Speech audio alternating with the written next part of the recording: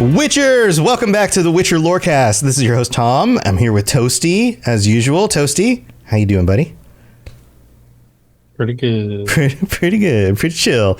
And then we've got the rest of our group here today because it's time for our patron chat. It's the end of August already. I don't know how that happened. But here we are. We've got Ben of Temeria, Genesis, and Mormon Milkman. Welcome to the three of you. I'm so glad to have you guys back. And today we will be discussing when we fell in love with The Witcher. And not specifically Geralt, although I guess you could have fallen in love with Geralt, but the Witcher universe and the games or the books or the show or whatever. What is your story for how you first discovered this series, and what was it about it that really clicked? What was your first moment of realization that you were like, oh, this is a freaking awesome thing, and I think I love it? And so that's our show for today, and hopefully we get some really cool stories out of you guys, or maybe they'll be super mundane. You'll just be like, yeah, I just played a game and it was cool. So either way, who would like to kick this off? Who wants to start us off with your story? Anybody interested in going first? I can pick somebody. I can't. No. Yeah. Jen? Either way works. Jen, yeah, start us off. Start us off. How did you discover The Witcher? So I had just got and built up my first gaming PC, and I was like, oh, I want to play one of these first person RPGs, because up until that point I had never really played them. My console gaming background is more of like fighter styles and stuff like that. So Street Fighter, Tekken, wow, stuff like that. I didn't know that about you. Okay. You were like a competitive fighter gamer. Yes, not competitively though. But never like got that good. But like competitive, yeah. Like mano y mano. Like I'm Ryu and you're Ken, and I'm gonna punch you in the face. Yeah. So that was totally what the games that I love to play. And then I was like, okay, I want one that's like a storyline game, but I still need a good fighting characteristic to it. I don't want to be like, oh, some frilly little magic caster the whole time, because that's not the style of play that I had done before. Uh-huh. And so what year was this? When was this? Like what console generation? Oh, well, I mean, I've had a console since the SNES. Right, but when did you hit this moment of like, oh, I want to try something else new? Was this? Are we talking like when I got my PC in like 2006, 2007? Okay, gotcha. So okay. Yeah, so we're like, this is like Witcher 1? Mm-hmm. Yeah. I fell in love with Witcher 1 because it really was one of the first actual RPG games I was able to sink my teeth into. And while trying to play it today, the fighting style is very clunky, the combat system is very janky, but it kind of was like what I needed to get into the whole world of RPGs. Yeah, the mechanics of The Witcher 1 are very specific because you choose a fighting style, and then there's even like timing on when you click certain things in order to pull off certain kinds of attacks. So I could see how coming from like a fighting game background where you have to use combinations of like buttons in order to do certain kinds of things, how that kind of translates similarly into that combat style. Like, yeah, there's kind of it's not exactly the same thing, but there's kind of a similar soul to it, if you think it's not just jamming on your attack button and doing a bunch of pirouettes and chopping up monsters, right? You had to be very intentional about what buttons you're hitting. The quick time events made it so that way it felt like I was still playing one of my fighting games, but I now had a storyline to go with it. And then all of a sudden it's like, wow, okay, there are actually characters that I can interact with, storyline that I can learn, a plot that I can sink into. And then I sunk into Triss for the first time, and I was like, bam, the card pops up, and I was like, Witcher, you are my game. Nice. And Geralt in that one is way more in line with the way he looks in the books. Like, he's kind of ugly. He's got the cat eyes. He's got kind of this really skinny face with like pale complexion and the white hair and the scars. And some of that stuff is still similar. But if you look at pictures of him from that game compared to pictures of, say, the third game, or Henry Cavill, who's ridiculously handsome, it's very different. So I feel like there's a little bit of a hurdle there with like, he's not a typical handsome protagonist. And even at the beginning of that game, Triss is kind of whiny and she doesn't really match very well with the Triss that we get later or the Triss that we know from the books. She's kind of got this like almost like pretentious Valley Girl thing going on. Did you find that stuff to be a bit of a hurdle? And then you like as the story progressed, you like, you know, character arcs and things, you started to acclimate a little bit more? I think I kind of went into it with such an open mind about it that I didn't try to build any notions on who I liked and who I didn't like, because I was like, you know, it was the cute girl in the video game, so of course I was going to end up liking her, and so that's how that went for a while. And then I think it wasn't until much later, I want to say almost 10 years or so, before I even started reading the books. And then, you know, I was playing Witcher 2 and then 3 and then the books, the TV series. I've bought a few of the TTRPG books, but I haven't, and I've read them. I just haven't actually played in a game of them. Yeah, I haven't done one of the TTRPG playthroughs yet. I just don't have that many people around that would be into it, but it would be fun to do that. Toasty, do you have any questions for Jen? Any thoughts on entering through? I mean, you've obviously been a fan of the series for a long time.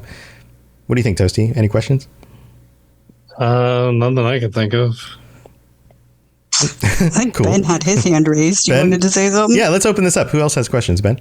Oh, it's not like questions, but like the TTRPG is fun.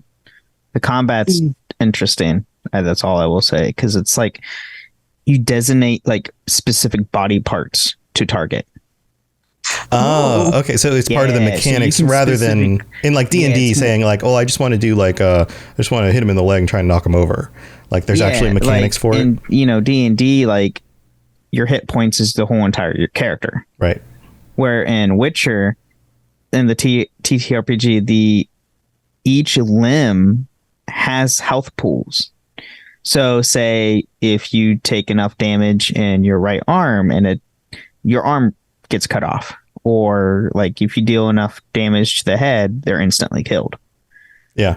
It's instead of like the full one giant pool of HP, it's like divided up.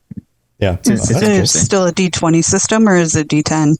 It's a D10. I think it's a D10.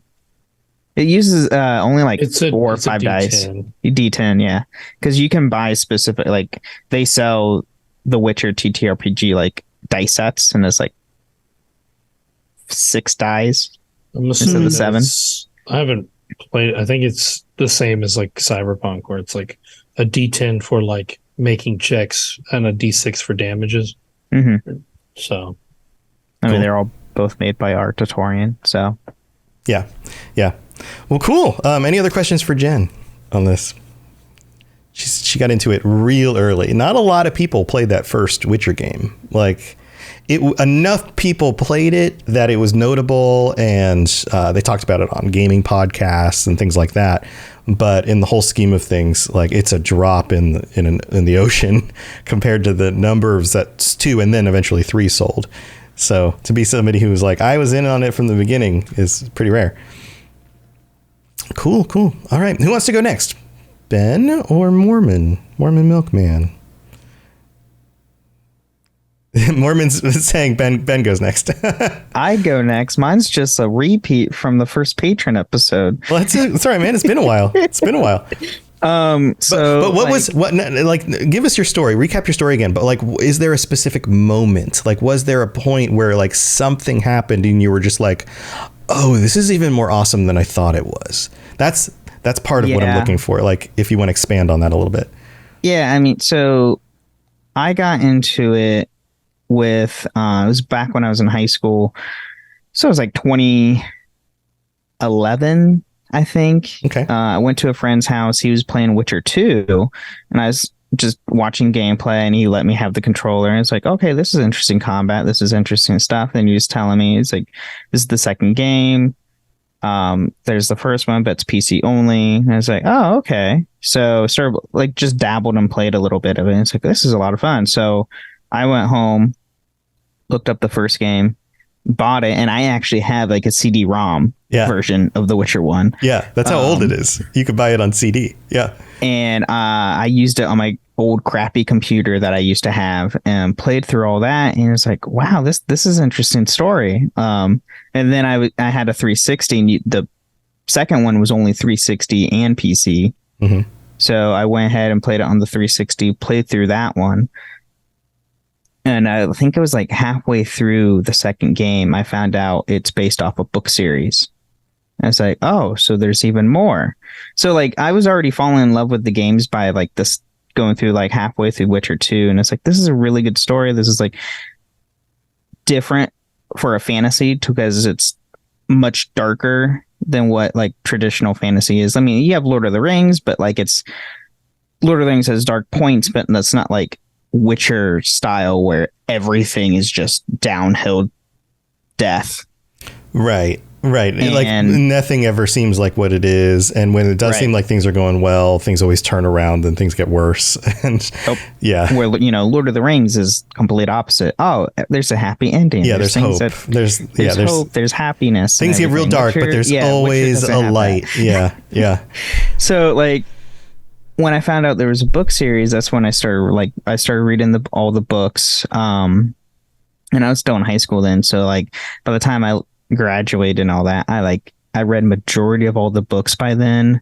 Mhm. And during my graduation, or a couple years after I graduated, Witcher 3 drops, and like my horizons expanded more than that. Like, Right. and you know, it became my persona at that point.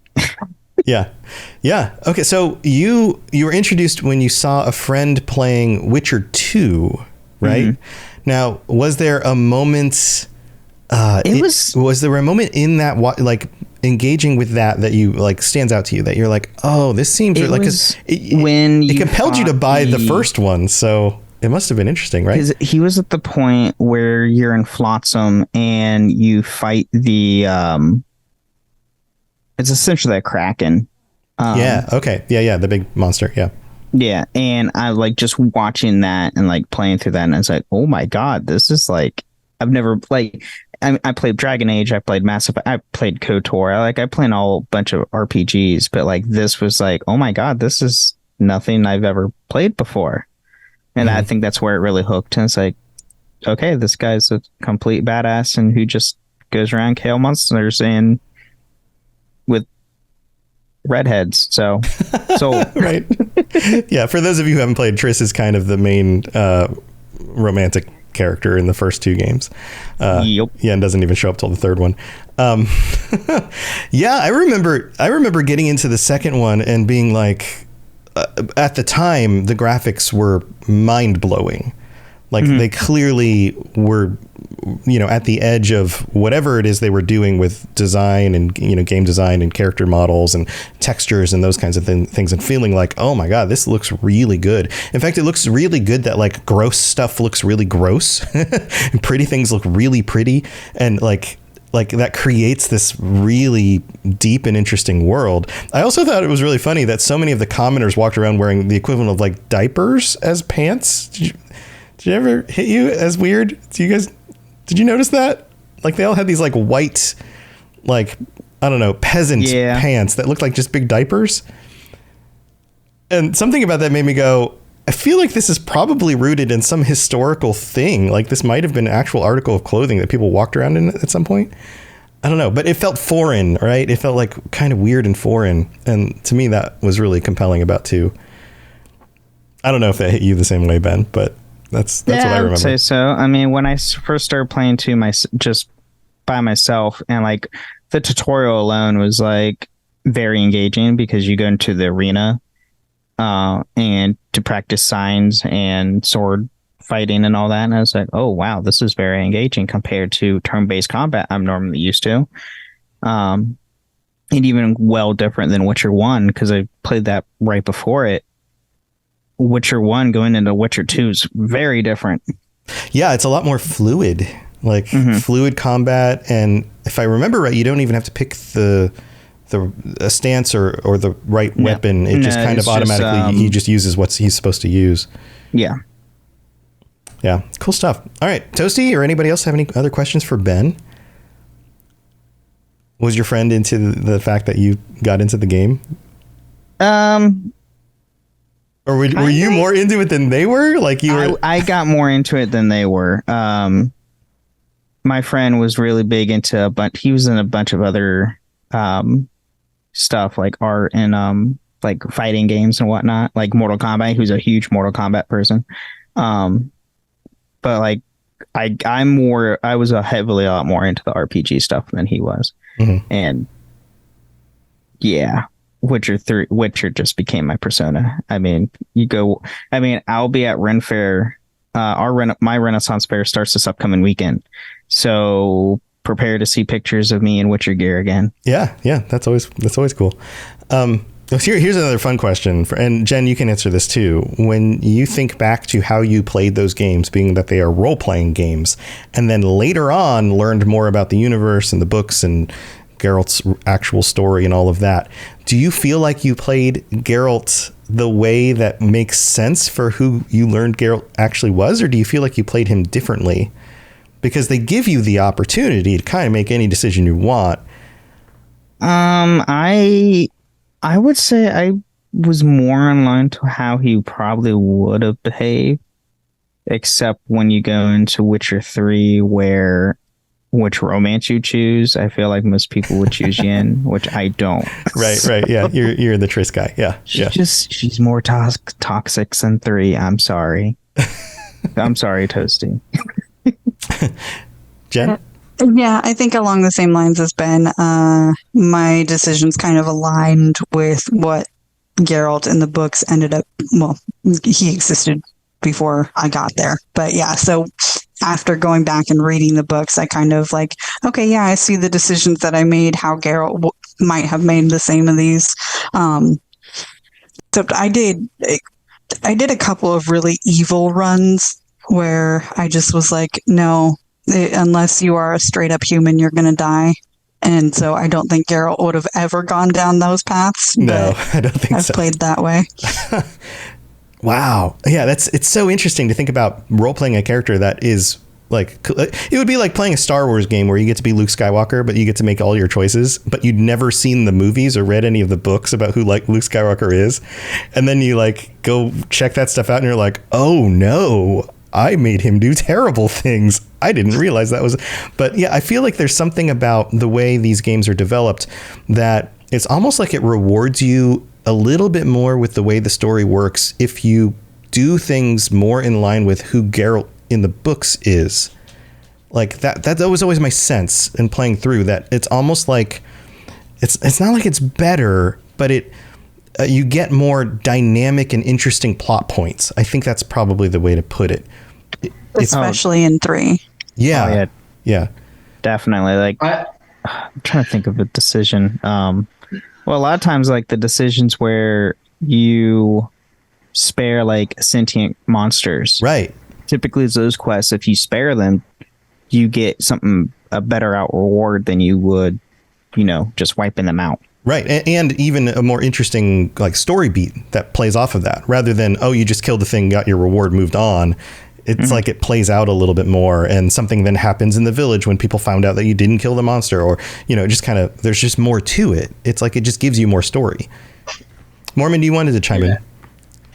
So I did want to chime in. So you were talking about how when you make decisions that revolve around his personality, it rewards you more. When I was playing through 3, which is the only one of the games I played, the only things I really didn't do that I feel like he would have done is I was a bit more, I want to say, submissive. I knelt to the king. I knelt to the Dark King. In Toussaint, I bowed to the witch. 2 things that I later learned he wouldn't do. He would not have bowed to either of those people.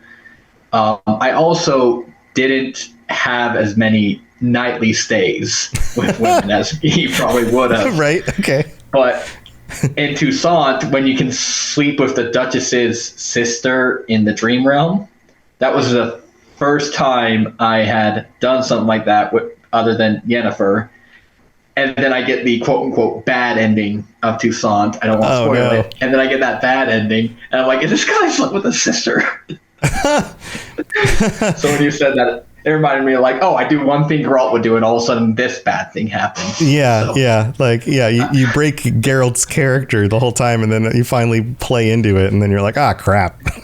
All right. Yeah. Yeah. It's like, oh, great. This is what I get for being like Geralt. Yeah. That's funny. All right. Ben, any other thoughts or anything else you want to share? No, not that I can think of. Okay. But Yeah. Kratos in chat says need more Witcher schools, and Ben, you chimed in that. Yeah, we in the next game we will be getting School of the Lynx, so there's going to be more stuff. Need Bear, School of the Bear. I will say, well, there is School of the Bear in Witcher 3. Yeah, but you don't get to. Kratos. You just play as Geralt, so you don't True. really get the chance to be that. But if you want to know more about Witcher School or get the TTRPG, Griffin School, all their lore is from that. yeah, they've expanded the universe. Artel Sorian has some. And that's why they haven't really made a unique new content. book yet. Oh, really? They did an update on their website stating it's like, oh, the reason we haven't talked about the Witcher TTRPG is because we're in close because them and Artosorian and CD Projekt are in very close relations with each other with it, so they don't mess up lore. Right. And because they have 3 new projects for The Witcher, it's like, yep, that's why we haven't made a new book yet, because we want to make sure everything's right. Yeah, I think it would also make sense to release them about the same time, so you kind of play off the same buzz. People are like, oh, I've got the new game, the new video game. I want to play the new RPG, like TTRPG, with my friends, because you kind of get into a thing and then you just want to do more of that, So it makes sense for 2 reasons, right? They don't want to spoil the lore, and they'd probably sell more. So yeah, well, that's cool. Yeah. Are you guys still playing the game app? That's a really interesting question. Shut down. Yeah. No. It got canceled. No. Yeah, it's not around anymore. It didn't do too well because it was behind the curve of AR games. Yeah, it launched way too late, I think, to get in on that. And then Pokemon pandemic, kills and then people everything. stopped going out of their houses. So yeah, that was kind of a problem too. All right. Well, tell you what, why don't we take a quick break and go thank our patrons, and we'll come back and we'll hear from Mormon Milkman about when he fell in love with The Witcher. So don't go anywhere. We'll be right back. Very well. Let us get this over with. Something has infested my vineyard. Great. Let me go prepare my something oil then. All right, this is the middle of the show, and we get to thank our patrons here. And we don't have any new patrons this week, but we do have our current patrons, including our higher vampires, who get shout-outs every week, including Ben of Temeria and Jared M. Thank you so much for your support. And if you are interested in joining the Patreon, helping to support the show, getting ad-free episodes and t-shirts, and joining us for monthly chats like this, head over to patreon.com/WitcherLorecast for more information about all that stuff. Also, we got a new review in this week. Toasty, did you see this review pop up? It's a good one. I had not, no. Yeah, this one's from Lubins98 in Great Britain, who writes, "New favorite podcast, LOL. Massive Witcher nerd here and absolutely love your podcast.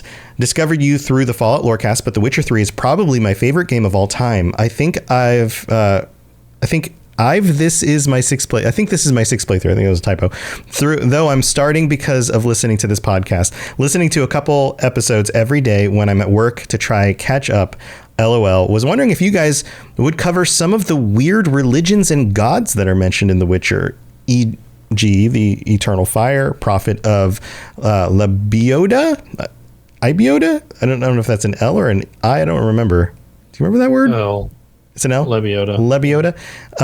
Apologize if you guys have already done one and I've missed it. Keep up the good work. Lewis from Scotland. Well, thank you, Lewis. Yeah, that sounds like a cool idea.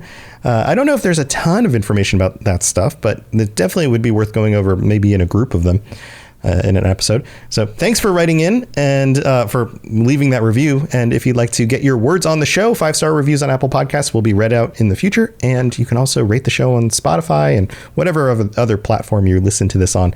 All right, that's going to do it for the mid-break. Let's move on with the rest of the show. You smell of death and destiny, heroics and heartbreak. It's onion. Right, yeah. All right, we're back. And Mormon Milkman, you're up. When did you get into The Witcher, and what made you fall in love with it? All right, just to start off, when you were saying Lebioda, it took all the willpower in my body to not click unmute and just scream it like, it's Lebiota. Yeah, they spelled it Lobiboda, but then that font makes the L and the I look the same, So it was Well, like... I was making Leviosa. Okay, I gotcha. Yeah, so this is one of those things when people write stuff, you never know if it's spelled exactly the way it is, especially when it's a weird word. But no, I just make terrible jokes. Yeah, Leviosa. I love how big her mouth gets in the first movie because they're all so little, and when she talks, she opens her mouth a whole lot, and I think that's hilarious.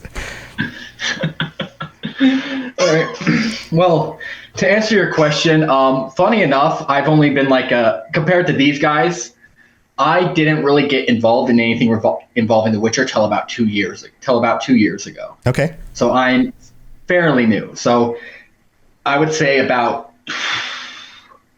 January of 2022, January or December of 2022. It was during peak season at UPS, obviously, but oh yeah, you are wearing a UPS shirt. I didn't even notice. Yeah.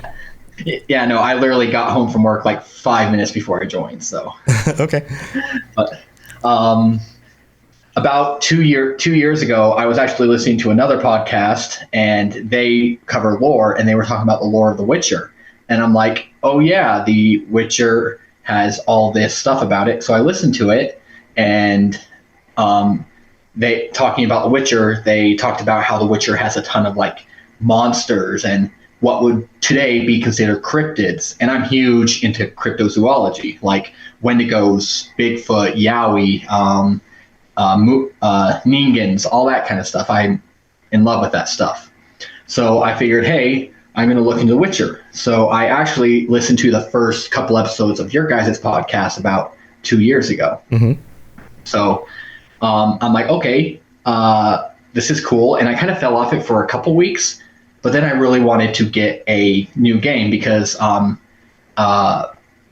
Horizon Forbidden West was coming out like 2 weeks from this point. And I'm like, I can't wait. I need to get something to tide you over. Yeah, I'm like, I've played enough of the original. I need something else that's like close combat, because I enjoy using the spear and doing stealth missions in the Horizon series. Mm-hmm. Like, I need something that's a bit more close combat, like adventure style, decision making kind of game. And that what drew me to The Witcher 3.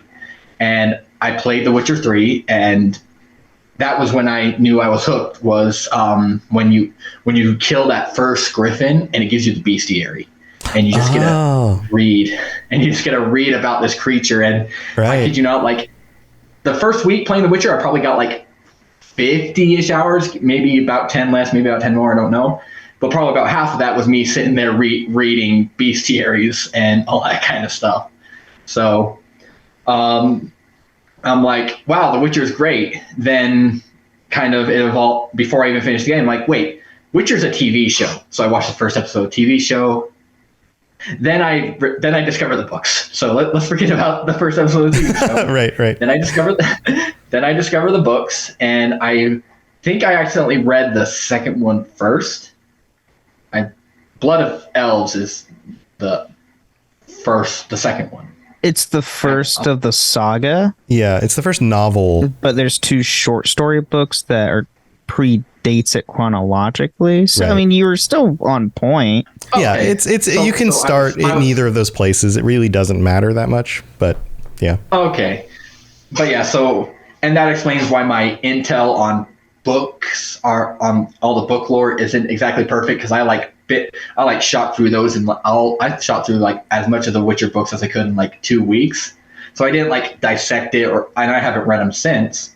But I sped read everything, listened to everything while I was working over like 2 or 3 weeks, and really it's just gotten to the point where I've just been listening to this podcast, listening to other things about it, playing the game, and just really it just all boils down to when I really fell in love with The Witcher was when I found out it was more than just Geralt's story and this world and this story and this story. It was, you actually got to learn about the world and the creatures. Right. Which is what really got me, because I would have to say my favorite creature design-wise is obviously a Leshen, because okay. My favorite real-world monster is a Wendigo, and they resemble modern portrayals of they represent a modern portrayal of a Wendigo more than anything. Not an original portrayal, but that's a different bridge we'll burn when we get to it. Mm-hmm.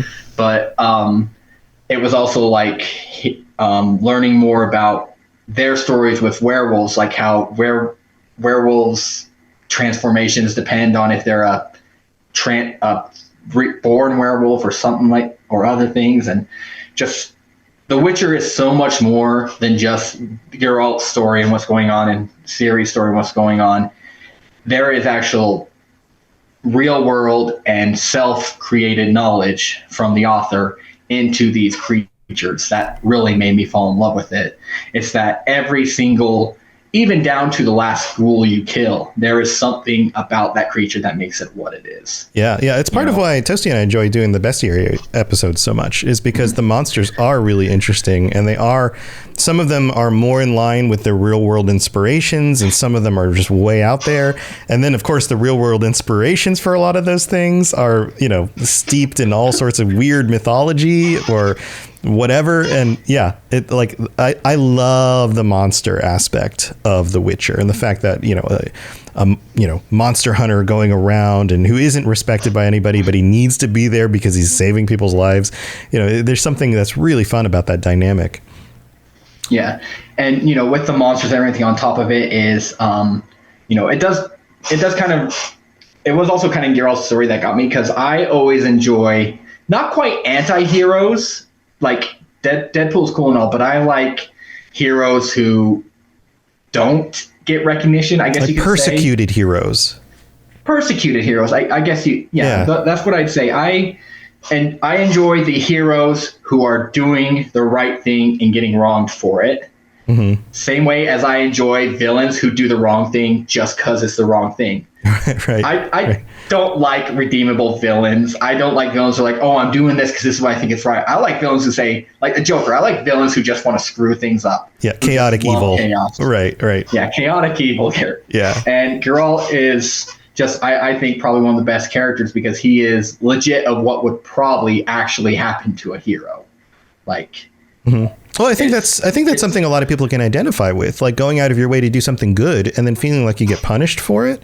Like, I feel like that's something that happens in a lot of our lives, like oftentimes to do the morally upstanding thing does require sacrifice and is often misunderstood by other people.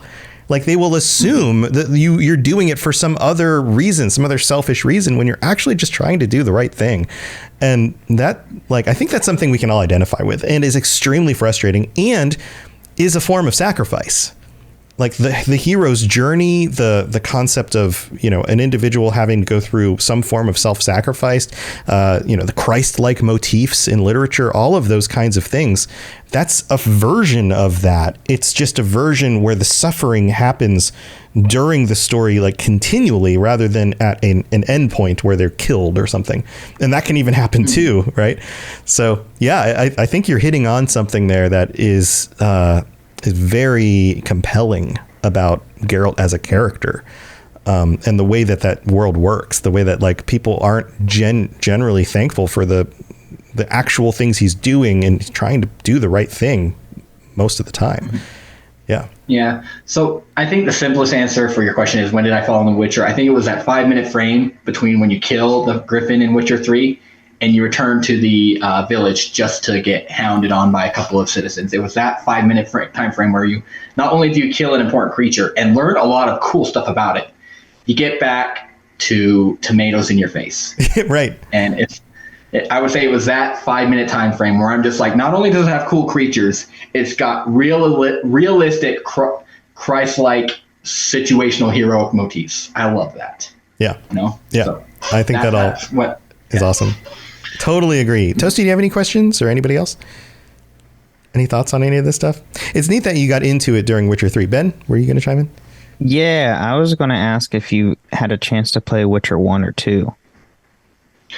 See, that's what I'm upset Witcher about. Witcher 1, I understand you don't have to go back to Witcher 1 because that is a tough game to play nowadays. Also just wait for the remake to come out. So. Yes, just wait for the remake. Witcher 2 is very similar to 3, except 3 being a little bit more fluid and refined, but that's about it. Yeah, That's honestly what Toasty was saying is what I'm probably going to do is I'm probably just going to wait for the first remake and then try and get the second one. Because right now, I think just replaying 3, reading the books, listening to podcasts like this is going to be enough Witcher for me. Like eventually I'll pick up the tabletop games. And funny enough, like another thing that got me interested in The Witcher is Magic the Gathering. I don't know if anybody's heard about that. It's kind of this weird, obscure card game. Probably nobody's ever heard of. Card game that's been out since the It's like 80s. one of the most popular card games ever created. Sure, Not that yeah. obscure. I don't know. Yeah. So what I actually played that when I also was 6. so what kind of kicked me into that is I actually stopped paying attention to the story of Magic the Gathering because they killed off one of my favorite characters. They killed off Tibble. I can never forgive them. But before around that time, there was a lot of Secret Lair stuff. I don't know if you've heard about Secret Lairs. It's when the actual company is releasing product. It's a messed up thing. But they were talking about Witcher Secret Lairs being a possibility because they're doing all these Universe Beyond stuff like Doctor Who and all that. Yeah, they had a And Lord of the I'm Rings thing recently too. Yeah, Yeah. Lord of the Rings too. Yeah, they announced like 10 new crossovers, and it's Yeah. Oh, isn't there like a Fallout or Elder Scrolls one coming Fallout. also? Yeah. Yeah. Yeah. they announced Final Assassin's Fantasy. Creed, Final Fantasy, which is probably the one that's going to kill me. I mean, it obviously works for them. It's bringing more people into the card game. It tempted me to try. I almost bought into the Lord of the Rings one because I wanted to play it digitally. But then if they had packaged it as a like, here's a starter deck with some extra packs, but they didn't package it like you just have to buy packs and then you have to jump in the deep end. And I was like, I need a little bit more because it has been since I was in high school that I've tried Magic the Gathering. What's really dumb is the digital version of the game is as almost expensive as the physical version of the game. And I was like, Wizard, stop. Yeah, if it was a little bit more new player friendly and less of cost prohibitive, I would have given it a try. But when I looked at everything, I was like, this is ridiculous. I'm gonna have to spend how much just to get enough decks, just enough cards to try to build a deck, and it's even that's just gonna be crappy. Like I don't. Yeah, and the thing is, they're doing all this Final Fantasy, Assassin's Creed stuff. I'm like, where's my Witcher set? Like, we know Witcher takes place in a multiversal story. Like, we know that there's multiple universes in The Witcher. So for them to do crossovers, they have to get authorization from publishers of said franchises. So with Witcher, everything is through CD Projekt. Andrzej Sapkowski only owns the book rights to the books, and I think he owns partial with the Netflix series. Yeah, he gave a lot away to CD Projekt. Everything else is game. Anything game related is CD, and CD Projekt's one of them companies where they're not like they'll hand them out here and there, but like they're very careful with their IPs. Yeah. Yeah. They've done board games. Like there's a Witcher board game called The Old World that just came out not long ago. But they were like CD Projekt was involved with the entire project. Wizard of the Coast would not give them any involvement. Yeah. Maybe. I mean, they also have Gwent. They had Gwent for a while, but Gwent's not going to be a big standalone card game. And no. Yeah. So there's that. Jen, you said you had a story about Magic the Gathering. Yeah. I sold my Magic collection from my dad gave it to me as like, okay, kid, here you go. It was about 3,000 cards. And then I expanded it over the years. I sold my Magic collection to pay for my honeymoon. Oh, wow. How much did you get for it? Sad. Enough to go on a honeymoon. Well, it sounds like it was. I mean, that's probably worth it at that point. Yeah, no, it was about for like $4,000 or something like that. Okay. That just sounds like it paid off. Like, yeah, that's cool. And you could always spend $4,000 and get more Magic cards again later on in life if you really wanted to. Yeah, I don't know. $4,000 won't give you much Magic cards now. Not when like there's a card in the Lord of the Rings set that's well worth over $500K.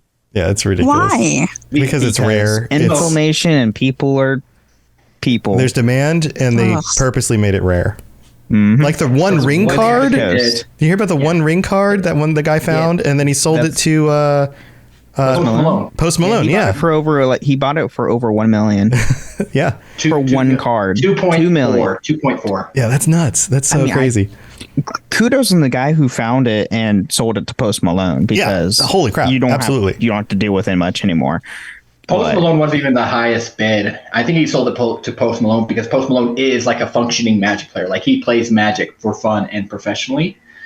But people who are just like scalpers or big business people were offering like 3 or 4 million for it. So this guy made the least financial choice, but probably the best choice.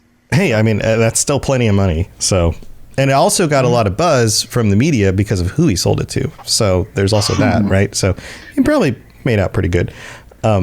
Well, that's cool. Robot Radio Magic podcast when? You'd have to ask somebody else, because I'm already like, I've got a lot of stuff going on.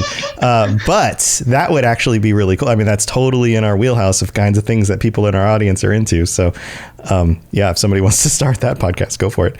But yeah, thanks for sharing. It's so interesting to see different people's stories and what about the series or the games or whatever really draws you in. I agree about the monster thing. I remember being a kid and getting some of my dad's like Lord of the Rings books and his first edition Advanced Dungeons and Dragons book and like that kind of stuff. And I remember sitting in my bedroom, like high school age, like on the floor in front of my closet, just like looking through the monster manuals or whatever for each of these things, and like just reading through all that stuff, thinking like, oh, this stuff is so cool. And then The Witcher comes out and it's like, this dude hunts all these monsters and they're even weirder, you know, and that's just great. I love it. So Toasty, do you have like a real quick moment you fell in love with the Witcher story? Yeah. I think I can't even remember the year. I think it was 2015. I think. I got Witcher 3 free on Game Pass. So yeah, believe it or not, that's the start of the Toasty Witcher story. Yeah. And like, when I was playing through it, I thought it was a good game, but I think the thing that really hooked me was specifically the like talking to the crones through the picture, or the mural or whatever. Yeah, where they all look like beautiful ladies, and you're like, that's not what they look like. Yeah, I didn't know that yet, but yeah. But no, it's just like the whole like atmosphere on that was absolutely incredible. And that was kind of like a thing that like hooked me into play it longer. And then a lot of my stuff is like the small moments. So like Priscilla's song specifically was like a big winner.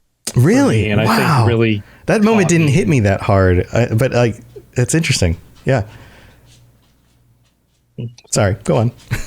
Yeah, no, that's about it. Like I'm real big on like the small, like the small moments or like the character developments in games, and always have been. So that's really the stuff that like caught me into the story.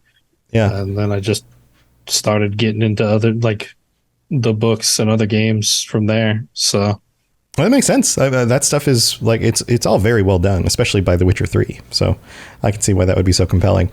I first, my story real quick. I first heard about The Witcher. I was listening to, must have been 15 years ago, about when Jen got into it. And I was listening to the Giant Bomb podcast, and Vinny on Giant Bomb was talking about the Witcher game that was about to come out and how he was excited about it. And he was learning Polish. And so he got the books shipped to him across the ocean, because they weren't out there's only maybe one out in the US in English at that point. Maybe only one of them was translated in English, but he wanted to read through the books before he played The Witcher 1. And then he got like super into it, and he would tell all these stories about like this really cool series of books that you couldn't read yet unless you spoke Polish. And then the game came out. And so I tried the game a little bit. Like I bounced off it pretty hard because the combat was it was so janky. Let's just be honest. The combat was janky. And for some reason, I only got maybe through the first chapter or so at that point. And I just kind of fell off it and didn't jump back in and play it again. And then The Witcher 2 came out, and that got even better reviews. And then I picked that up and just ate up the game. And that was the moment where I was just like, okay, I get what they're doing here. This feels a lot better than the first one. And there's some really cool stuff going on with the characters and the story and the monsters and whatever. So that was my moment where I really got invested. And then everything else came from that. So, yeah. So like, I didn't make it all the way through Witcher 1. It just, I ended up going back later and like watching videos about it and catching up on the stories and things from other people's playthroughs. But I just didn't have the patience to get through it. So that's my story. I do want to say, I think the Witcher books didn't get English translated till I think like 2008 or 2009. It was one of those things where it was like on the horizon, which is, and then I think the first, I think Last Wish came out a year or 2 years before Witcher 2 dropped, which is interesting because no one here in the West like knew anything of Witcher. Yeah. All brand new stuff. And then I think it was with Witcher 2, everything skyrocketed. It was like, oh, this is really cool. This is interesting. Right. And then, Witcher 3 being the number one acclaimed RPG. Yeah. If it wasn't for Witcher. Oh, go ahead. Go ahead. I was going to say if it wasn't for Vinny being like super into this weird series that nobody had ever heard of, I wouldn't even given it a second thought. Unless you knew Polish. Yeah. Yeah. Was Witcher 2 ever available on Wii? No. It was 360 and PC. Yeah. I don't think it would have run on the Wii. It was the same way that like when the Witcher 3 came out, it was really pushing like hardware really hard, especially on PC if you put all It would be a whole Skyward Sword situation. Yeah, it would have run at like 12 frames per second. Dreadful. And it just would have been bad. What year did Witcher 2 come out? 2011. 2011. Hold on a second. It's doing the math. I actually think my first Witcher experience was playing it on my friend's Xbox 360 when his dad told us not to because his dad bought it and it was like a rated M game. Oh, it's a very M-rated game. Yeah, absolutely. And it was not rated for 14-year-old boys. No, but 14-year-old boys would probably have loved it. Yeah. So I actually, because I remember like cog turning, core memory unlocked. Friend and me sneaking down to his basement at 2 a.m. to play a video game on the 360. His dad wouldn't let us. Where we were playing a big, strong man with long hair fighting monsters. I think I played The Witcher 2 on Xbox 360. Yeah, you just didn't realize it. 1 hour at 3 a.m. That's hilarious. That's amazing. Yeah, that's funny. So, all right. Well, cool. So we got to wrap this up. But one more thing, I let Toasty know today that I'm leaving the show. I've got Starfield coming out. I've got that podcast. I'm still stretched too thin with like 6 shows currently. So it's time for me to move on, to hand off the reins to somebody else. So Toasty's going to probably reach out to somebody else, maybe as a co-host or something like that. It's totally in Toasty's court. And this will usher in a new time for this show and new fun things and different perspectives and stuff like that. So as always, this is hard. I mean, this is a lot of fun. If I could do all of these shows and, put all the time into them and hang out with my friends all the time doing this stuff, I would, but this is my career. So I need to make a smart decision here and kind of move on to content that I think is going to progress forward in a different way. So that's what I'm doing. And it's hard to say goodbye, but I'm still going to be around. I'm not really going anywhere. I'll still be on the Discord server and still be checking out other people's shows on occasion and all that kind of stuff. So, but thank you everybody for supporting the show and for being here. And I hope you will continue to support this show, especially with exciting new projects on the horizon, like remaking The Witcher 1 and new Witcher games and wherever the new book coming out. So there's lots of cool new stuff for The Witcher. So don't worry, the show's not going anywhere. So thank you for being here and just, being a part of this. It's been great. So no sad goodbyes, just, more new stuff differently in the future. Try to look at it that way. So, all right. Well, we got to wrap this up. Why don't we go through everybody and feel free to share other things you've got going on or shout out some stuff, whatever you want to do. Ben, let's start with you. Yeah, so I host some podcasts myself. I am a host of Holocron History, Star Wars Canon versus Legends, to where we take a dive into all things difference between the canon and legends of the Star Wars universe. I am also the host for the Wizarding World Lorecast, where we have a dive into the Harry Potter universe and all things magical. And my newly appointed Final Fantasy Lorecast, where that one's going to be a while, just like Star Wars. There's just so much. But yeah, Yeah. I have 3 of those on the Rocket Club, so it's a lot of fun. And Ahsoka's out. Ahsoka. Yes, Ahsoka is out. First 2 episodes dropped. Super excited. It's interesting so far. Yeah, a and whole I other just galaxy need thing more. going on. Yeah. I have thoughts on that, and that's all I will say. And Toasty probably I'm still hasn't. finishing Rebels, so Yeah. All right. No spoilers here, but tune into Ben's show. I will have you know, Ben, that in the last week I have consumed most of season 2, all of season 3, and am into season 4 because I've been trying to get to this show. So Okay, that's fair. So I'm doing my work. Yeah. So go check out Ben's shows. There's links on robotsradio.net if you forgot the names. Just go look on there, scroll through, you'll find it. It's the Star Wars one, or it's the Final Fantasy one, or whatever. lots of cool stuff. All right. Well, thanks, Ben. Jen, you've got stuff. Or you can find the Cyberpunk one or the Two Girls one. Those are my 2 shows. Those are also Cyberpunk Lorecast, where I co-host with Toasty, and then Two Girls, One Ship, where we analyze video game romances, including those of The Witcher. Yeah. All the good ones. Awesome. Yeah. Go check those out. All the best romances, all the juiciest lip smacky moments. Yeah, and then also some of the worst. Oh my. Yeah. Worst. Yeah. That too. Well, cool. Thanks, Jen. And then Mormon, you got anything? So I'm more Milkman. I'm that on Discord. You can find me that on most gaming consoles as well. Possibly future co-host or host of a Robots Radio Magic podcast if that ever happens. Probably Dude, go not for it. too, but I mean, if you know a ton about that stuff and you want to keep, this is the thing that a lot of people say is I totally do a show about this, but I don't know enough. And like Toasty and I don't know everything about The Witcher. I don't know everything about Fallout or Lord of the Rings or any of the other shows I do, but I'm constantly learning, and then I'm creating episodes about the stuff that I'm learning, right? And if you're willing to do that, you can absolutely do a podcast. if it's anything before the All Will Be One set, I know a lot about it because that's when they killed Tibble and that's when I stopped caring. So yeah, but you can always read more. Like you can always update your knowledge, right? And I think that's what the best hosts do is they're constantly learning new things in order to create even more content. So if you have that mindset, absolutely, you could do it. Maybe one day. All right. Yeah.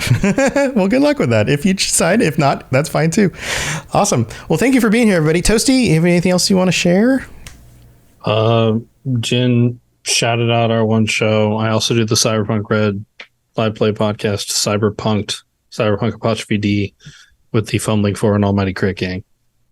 Awesome. And Toasty's going to figure out what's going on with the show. So we'll see. Maybe you'll have an episode up next week, like usual. It all depends on what you're doing. Do you have anything you want to share about that? About some of your thoughts, or are you just kind of still processing? Trying to figure shit out. So yeah. Okay. Well, cool. All right. Well, that's going to do it for me. This is going to be the last time I say goodbye. I'm not going to mess up the outro. I promise I'll say it right. Also, if you want to check out all the other shows that I do, robotsradio.net has links to them. So if you're into the Lord of the Rings, Fallout, Elder Scrolls, Mass Effect, or Starfield, because I don't do enough podcasts, so that's clearly why I have to transition some of what I'm doing. You can check out Lorecasts about all those different things. And I'd love to have you over there as well. So, but even the shows that I didn't mention on the network are all totally worth checking out. So go check out, if you're into a thing, we've got content for you, most likely, except for, Magic the Gathering, because Mormon hasn't created that show yet. All right. Well, thanks for being here, everybody. Toasty, we'll see you next week. And until then, stay safe on the path. All right. See you all later. Thanks for tuning in to the Witcher Lorecast. We'd love to hear about your experiences with the games and the books and the TV series and all your thoughts on everything. Please check out the Robots Radio Discord and follow us on Twitter at Witcher Lorecast. You've been listening to a Robots Radio podcast. Smart shows for interesting people. Check out all the shows at robotsradio.net.